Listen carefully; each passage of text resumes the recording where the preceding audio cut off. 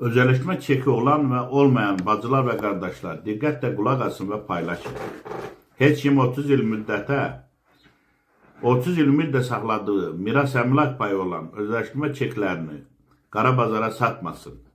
Dostlar, deputatlara yazılan şikayətlər öz bəhrəsini verir. Artıq 3 aydır mətbuata ondan çox yapıcı deputat olmaqla 35'ten çox deputat sizin haqlarınızın və hüquqlarınızın müdafiəsi və bərpası üçün hökumətə çağrışlar edirlər. Milli Məclisdə 104 deputat var. Əgər deputatların hamısına müraciətlər etsək, onların hamısının ədalətli fikir söyləyəcəklərinə inanırıq. Əgər 2022-23-cü illərdə elmi praktik olaraq ondan çox hüquqşünas alim yazıb sübut edibsə və bugün deputatlar da dəfələrlə deyirlərsə ki, özəlləşdirmə çeklərinizi satmayın, Cənab Prezident və Ulu Öndərin imzaladığı konstitusiya və qanunlara, dövlətçiliyimizə inanmaq lazımdır. Qanunla bu sizin mülkiyyət hüququnuzdur.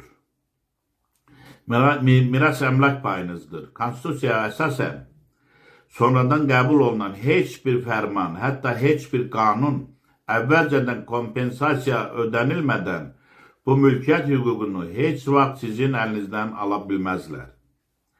Siz kimə inanırsınız ki, indi özləşmə paylarını satırsınız, payınızı satırsınız? Sizi aldadan insanlar korrupsiyoner Ramiz Mehdiyevin prezident administrasiyasında, komandasında və nazirlərində olan oliqarx məmurlara qulluq edirlər. Bu səbəbdən də özələşmə 16 ildir çeklərsiz aparılır.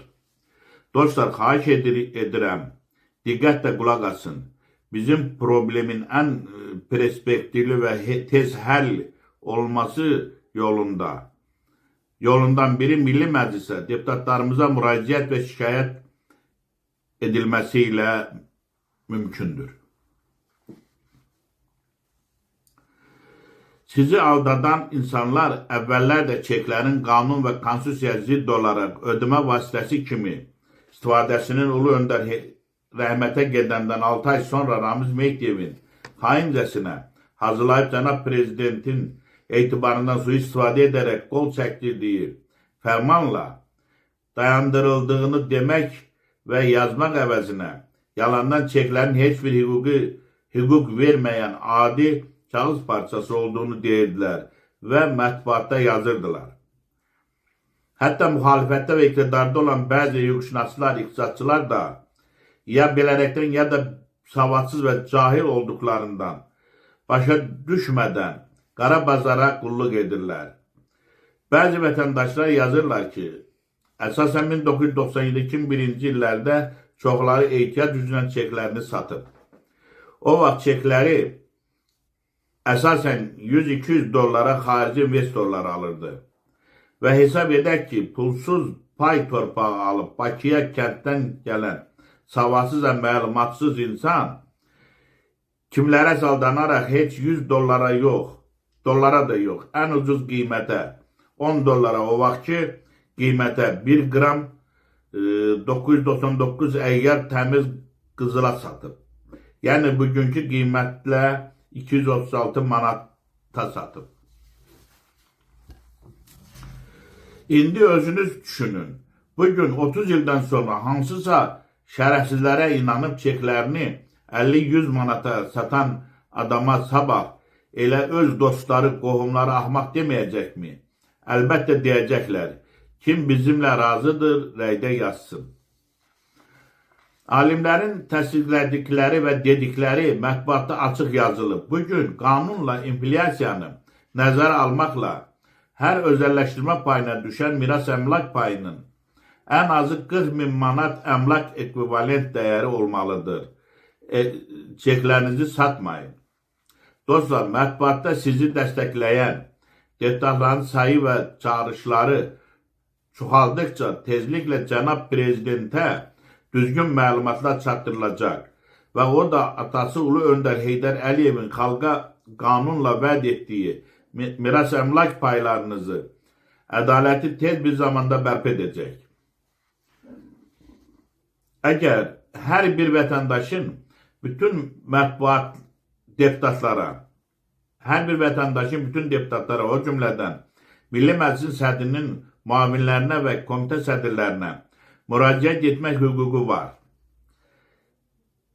Yəni siz bir neçə deputata müraciət edə bilərsiniz və bütün deputatların köməkçiləri ilə telefonla zəng edib danışa bilərsiniz.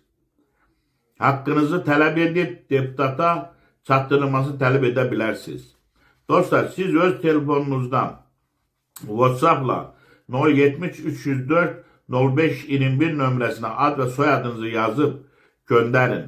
Ancaq zəng etməyin, sizə cavab verilməyəcək. Sizə oradan həm şikayət forması, həm də deputatların köməkçiləri ilə danışmaq üçün və WhatsApp-la əlaqə üçün telefon nömrələri olan link göndəriləcək.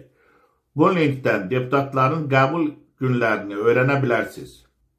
Hər bir deputatın rayonlarda və Bakıda ayda 3 dəfə qəbul günü olur. Öz şikayətinizi onlara birbaşa özünüz də verə bilərsiniz. Dostlar, birincisi olaraq komitə sədrlərinə müraciət yazın. Mətbuatda sizə dəstək verən 3 komitə sədrindən başqa o bir deputat komitə sədrləri hələ də susurlar. Onların köməkçilərinə zəng edin, məktuba cavab tələb edin. Müraciət forması hazırdır. Siz sadəcə şikayəti oxuyub sonra deputatın ad və soyadını, aşağıda isə öz ad və soyadınızı, telefon və ünvanı əlavə edəcəksiniz. Bu şikayətə ailə üzvləriniz də adlarının olması və qol çəkmələri vacibdir. Məktubu poçtdan Milli Məclisə göndərən zaman poçt qəbzinizi mütləq saxlayın. Həmin qəbzi WhatsApp-la deputatın köməkçisinə göndərin. Sizin şikayətə mütləq yazılı cavab verilməlidir. Dostlar, hamı şikayəti yazmalıdır. Ailədə olan cavanlar sizə kömək etməlidir. Bu, onların birbaşa vicdan borçlarıdır. Statistik göstəricilərə görə özləşmə paylarının satmamış yaşlı nəsil arasında hər il orta hesabla 1,5% insan dünyasını dəyişir. Bu da o deməkdir ki, özəlləşdirmə paylarını satmayıb, ümidlə saxlayan 1 milyon vətəndaşdan hər gün təxminən 41 nəfər öz haqqına çatmadan vəfat edir.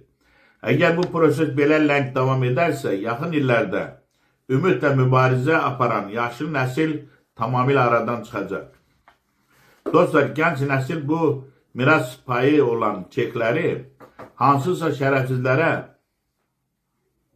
inanıb satmamalıdırlar. Bu çeklər adi kağız parçası, antikvar suvenir deyil. Bunlar qanunla dövlət qiymətli kağızıdır və qanunla dövriyyədən çıxarılmayıb. Bunlar 100 illər ərzində yığılmış sizin ailələrin, ata-babalarınızın qanı, canı və zəhməti hesabına yaranmış var dövlətdən qalan miras əmlak payıdır. Bu səbəbdən aktiv olun, bu günün işini sabaha saxlamayın. Xahiş edirik bu videonu Facebook'da, qruplarda paylaşın, bir-birinizə əlaqə qurun, şikayət yazmağa kömək edin. Cənab Prezidentin də dediyi kimi ədalət var, ancaq onun üçün mübarizə aparmaq lazımdır. Dostlar, diqqət edin, İqtisadiyyat Nazirliyi tərəfindən yeni özəlləşdirmə qanunu layihəsi hazırlanıb və tezliklə Milli Məclisə təqdim edilməlidir. Bu səbəbdən bütün deputatların sizə dəstək verməsi üçün hamı deputatlara və Milli Məclisin sədri hörmətli Sahibə xanıma öz ailəsi və qohumları adından şikayətini yazıb poçtdan yola salmalıdır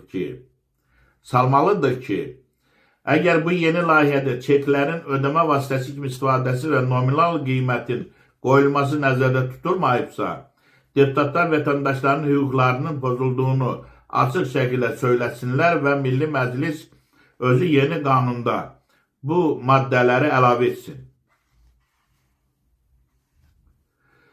İnanırıq ki, hörmətli deputatlarımızın köməkliyi ilə Cənab Prezidentə düzgün məlumat veriləcək və tezliklə ədalət öz yerini tapacaq. Dostlar, xalqı dəstəkləyən bu deputatların adlarını bilin və yerdə qalan bütün deputatlara, xüsusən komitə sədrləri, Milli Məclisin sədri Sahibə xanıma şikayət yazın. Ondan çox Yeni Azərbaycan Partiyasından olan deputatlar, Profesör Anar İskəndərov, Vüqar İskəndərov, Səyyad Aran, Nəsib Məhəmməliyev, Aydın Mirzəzadə, İlham Məmmədov, Əziz Ələkbərov, Sevinç Fətəliyeva, Elman Nəsirov, Tahir Rızayev, Aydın Hüseynov, Elman Məmmədov, Ceyhun Məmmədov. Eyni zamanda Milli Məclisin İnsan Hüquqları Komitəsinin sədri Zahid Oruç, Milli Məclisin Əmək və Sosial Siyasət Komitəsinin sədri Musa Yaquliyev, Milli Məclisin İctimai Birliklər və Dini Qurumlar Komitəsinin sədri Fazil Mustafa. Başqa deputatlardan Azər Badamov, xanım Məlahət İbrahim qızı, Razir Nurullayev, Qüdrət Həsənquliyev, Fəzail İbrahimli, Tənzilə xanım Rüstəmxanlı, Arzuxan Əlizadə, Asim Mollazadə, Elşad Musayev, Agil Abbas, Vüqar Bayramov, Jalə xanım Əliyeva, Rizvan Nəbiyev, Elçin Mirzəbəyli, Bəhruz Məhərrəmov, Sahib Aliyev, Məzahir Əfəndiyev, Azər Allahverənov, Müşfiq Cəfərov. Dostlar, hələlik 35 deputat. Xahiş edirik, yerdə qalan deputatlara şikayət yazın, sonra köməkçilərinə zəng edin. Deputatların şikayətinə cavab verməsini və mətbuat vasitəsilə xalqın bu problemlə öz münasibətini bildirməsini xahiş və tələb edin. Dostlar, bu xəbəri hər yerdə və hər gün paylaşın ki, hamı bilsin, dostlara nə qədər çox şikayət üzr istəyirəm, hamı bilsin, deputatlara nə qədər çox şikayət yazılarsa, nə qədər çox zənglər edilərsə, səsimiz tez eşidilər. El gücü, sel gücü. Allah böyükdür. Haqq yolunda əziyyət çəkənləri Allah sevir və sevindirir.